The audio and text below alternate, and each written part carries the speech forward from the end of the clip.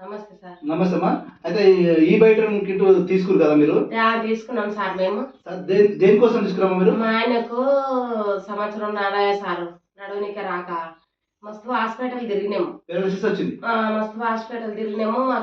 మాది మాదేపురం కొందూరు మండలం. మాకు ఆయనకు నడవనిక పరిస్థితులు, ఆయన మనుషులను కూడా గుర్తుపట్టలేకపోతే ఏమైంది, ఇక మా అల్లుడు షాబాద్ ఉంటాడు. మా అల్లుడు మలేష్ సార్కు తెలుసు. మా అల్లుడు తోలుకొచ్చిండు, కిట్ ఇప్పించిండు మాకు.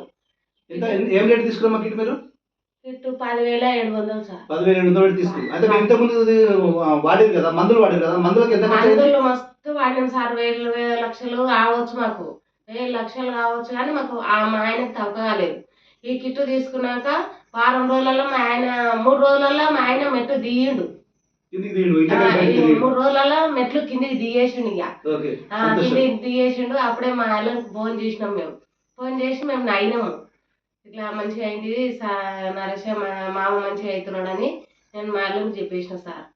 కానీ మాకు ఏ మందులు వాడినా మంచిగా కాలేదు. ఇప్పుడు కూడా మేము టాబ్లెట్ కూడా ఆయనకు వేస్తలేను సార్. నేను ఈ బెడ్ గోలనే ఈ కిట్ నెల రోజులు అయ్యా సార్.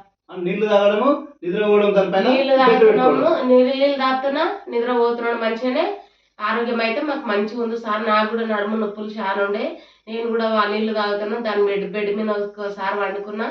నాకు కూడా 3 రోజులు నొప్పులు పెట్టినాయి. మంచిగా అయింది. మాకైతే మంచిగా ఉంది సార్. ఇప్పుడైతే మా కుటుంబం మంచిగా ఉంది. అందరు వాడచ్చు సార్. ఇట్లా అయినా సరే వాడచ్చు, బాలేంతలు కూడా వాడచ్చు. ఓకే అమ్మా. సాగర్ జై బయట చెప్తామా? జై